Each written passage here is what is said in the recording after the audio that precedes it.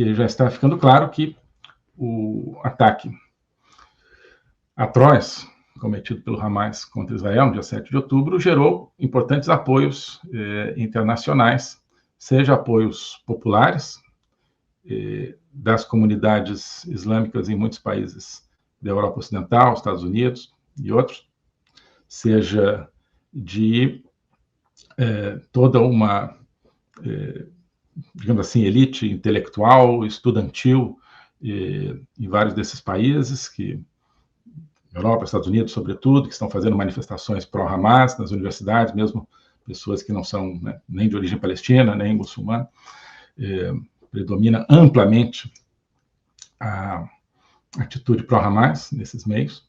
Vi, por exemplo, um vídeo numa universidade americana, se não me engano, em Nova York, que mostra lá alguns alunos judeus que estão,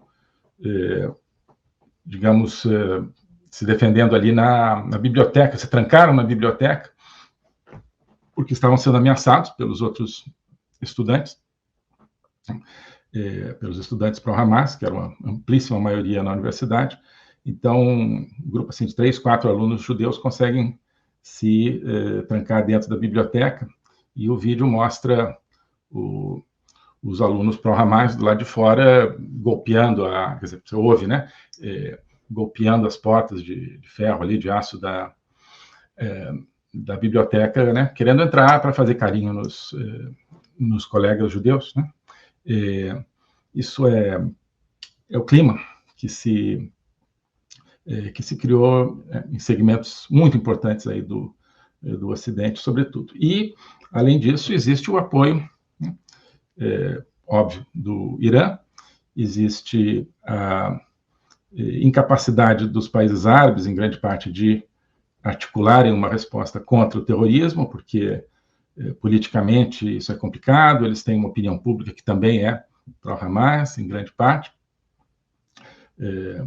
Irã, enfim, totalmente enfronhado aí no projeto terrorista, Rússia também, China, em grande medida também, a China dando claros sinais aí de simpatia pelo Hamas, de críticas ferozes a Israel, que não querem deixar Israel se defender.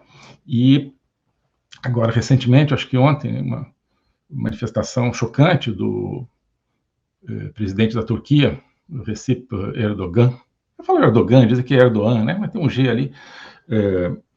Enfim, e que apareceu lá numa espécie de um comício com aquele Sharp palestino, né? Aquele preto e branco, e disse, olha, apoio totalmente o Hamas, apoio totalmente a causa palestina, tipo assim, quaisquer que sejam os meios, né? Então, esse pelo menos foi mais explícito do que outros, né? Porque, né, muitos outros líderes dizem, olha, condenamos o terrorismo em todos os seus aspectos, mas, né, aquele mais que a gente já tem colocado aqui como, né, a grande força do Hamas, né, é o mas. Intelectuais, políticos, líderes. Sim, o terrorismo, nada justifica o terrorismo, mas, né, temos que entender que os palestinos sofrem historicamente de uma injustiça, então o Hamas nasce nesse contexto e o Hamas radicalizou uma demanda, então, né, no final, você está criando, sim, uma linha de justificação para o Hamas. O Mas introduz essa possibilidade e essa normalização, no fundo, do assassinato em série, né, do assassinato de bebês e tudo isso. Então, esse arco pró-terrorista, totalitário terrorista, não é fácil de se vencer, não é só Israel que precisa lutar contra ele. Você tem hoje, né, poderosíssimos países totalitários que estão explicitamente a favor, outros que estão, enfim, não tão explicitamente a favor, mas não fazendo absolutamente nada contra o terrorismo e querendo puxar o tapete de Israel. E você tem todo o aparato da ideologia pós-colonial, ou como se chame, que tomou conta das elites ocidentais e que agora está se manifestando aí em... É tristíssimo ver e testemunhar isso, mas está se manifestando aí em pogroms dentro das universidades americanas, algumas instituições europeias, né? Pogrom é aquela perseguição aos judeus que acontecia nas aldeias da Rússia e da Europa do Leste. E em diferentes momentos, né, da história, havia de repente uma onda de pogrom quando as pessoas, né, ali da aldeia, não judaicas, começavam a perseguir e matar os judeus daquela localidade. Isso é um cenário que nós estamos vendo, né, a banalização não só do antisionismo, mas do antissemitismo. Eu sempre falei muito isso quando era ministro, que a fronteira entre antisionismo e antissemitismo é tênue e, na verdade, não existe, né? Então, antisionismo é quem odeia Israel, né? Antissemitismo, obviamente, é quem odeia o povo judeu. Não, você pode ser contra Israel, mas isso não significa ser contra os judeus ou querer qualquer tipo de violência contra os judeus.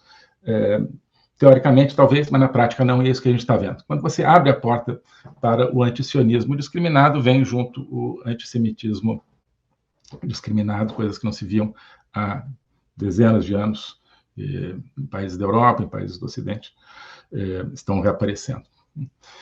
Então, isso é a consequência, né, de você admitir o terrorismo, o antisionismo, a discriminação contra Israel. Aliás, né, foram esses pogroms na Europa Oriental. Houve uma grande onda de pogroms nos anos 1880, mais ou menos.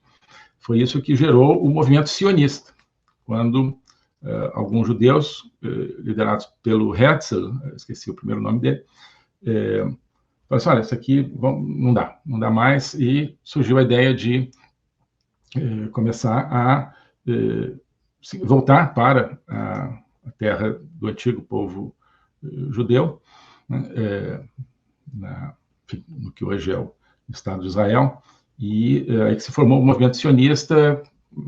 Muitos judeus da Europa Oriental, para escapar daquela perseguição, começaram a ir para Israel, que naquele momento, que não existia o Estado de Israel, claro, era parte do Império Otomano, né, e começaram a comprar terras legalmente, se instalar legalmente em várias localidades da terra, isso que depois gerou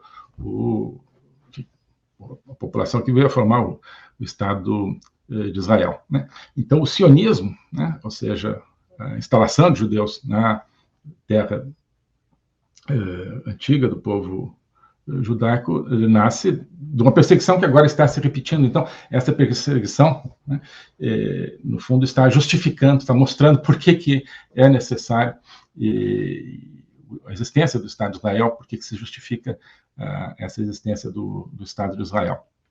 Mas, então, como eu dizia, existe um arco muito poderoso, né, em favor, né, do terrorismo como um todo. E a comunidade internacional, quem quer viver uma vida com segurança, uma vida normal, onde as pessoas não sejam assassinadas nas suas camas, vai ter que se mexer, né? Não está se mexendo ainda. Vai ter que se mexer, né? Digamos que Israel amanhã, como eu dizia, elimine tudo no Hamas, vai continuar existindo o Hezbollah, vai continuar existindo o Irã, vai continuar aumentando o poder de estados pró-iranianos, pró-russos, em boa parte da África, que já está acontecendo, vai continuar aumentando o poder de regimes pró-iranianos, pró-terroristas na América do Sul, né, Venezuela, Colômbia, Bolívia e outros. E o que a gente vai fazer, né? O que nós, outros, vamos fazer? Israel vai continuar vulnerável, né? Mas todos nós vamos continuar vulneráveis. Todos nós vamos continuar vulneráveis, né? No Brasil, ao crime organizado, que é aliado do Hezbollah, que é aliado do Hamas, né? Além dos desmandos aí que a gente conhece, que tem a ver com a nossa política. Então, essa é a situação no momento. Depois nós vamos voltar a falar um pouquinho, então, do presente, mas agora, então, vamos para o passado. Eu queria dar um pouco passeio histórico aqui com vocês. Está muito baixo, disse a Laura Gacha. Deixa eu ver aqui. Como é que está agora? Deixa eu ver se tem alguém mais aqui reclamando do som. O Theodor Herzl, alguém me lembra aqui do nome do fundador do sionismo? Muito bem. Tem várias coisas interessantes aqui que depois a gente vai discutir. Espero que esteja melhor agora o volume com o meu microfone aqui. Bom, então, Gaza, né? Eu queria fazer aqui o som. Está perfeito o som. Para mim está ótimo. Para mim também está bom o som, ótimo. Então, Gaza é uma cidade extremamente antiga, com esse nome, né? E que dá origem ao nome daquela região, Faixa de Gaza. É Faixa de Gaza porque tem uma cidade ali que se chama Gaza desde a antiguidade. Aquela região e a cidade de Gaza foi habitada, um período importante da história, pelo povo que veio a se chamar os filisteus. Tá? Os filisteus surgem ali, aparecem ali, mais ou menos 1100 a.C., numa grande onda, até hoje pouco explicada, de migrações de povos inteiros que aconteceram naquele momento, 1200, 1100 a.C., mais ou menos, o período do fim da Idade do Bronze, começo da Idade do Ferro. É ali que desaparece o Império Micênico, Minoico, de Creta, por exemplo, desaparece o Império Hitita, e surge uma nova, digamos, geração de impérios. O Egito continua, mas tem um período intermediário muito grande de caos e de dominação estrangeira, e isso tudo originado em grande parte por essas migrações. O globalismo existe, é uma coisa concreta. Ele é composto pelo Great Reset, do Fórum Econômico Mundial, pelo projeto hegemônico da China, pelo programa de manipulação e conquista da América do Sul pelo Foro de São Paulo e outros elementos. E esses elementos, eles atuam uns em benefício dos outros, sempre, principalmente através do controle da linguagem, porque o controle da linguagem é o controle do nosso pensamento. Então nós estamos tendo o nosso pensamento reprogramado, e essa reprogramação vai contra a nossa liberdade, vai contra a essência do ser humano. Isso é o globalismo. Com base nesse estudo, nessa experiência, é que eu criei o curso de Logopolítica. Toda semana eu dou aulas sobre geopolítica, literatura, filosofia, cultura de um modo geral, tudo isso em conjunto formando um espaço de conhecimento que eu denomino a logopolítica, para nós não apenas entendermos a ameaça do globalismo, mas podermos nos contrapor a ela. Se você quiser entrar nesse projeto de conhecer o globalismo e enfrentar o globalismo, clique aqui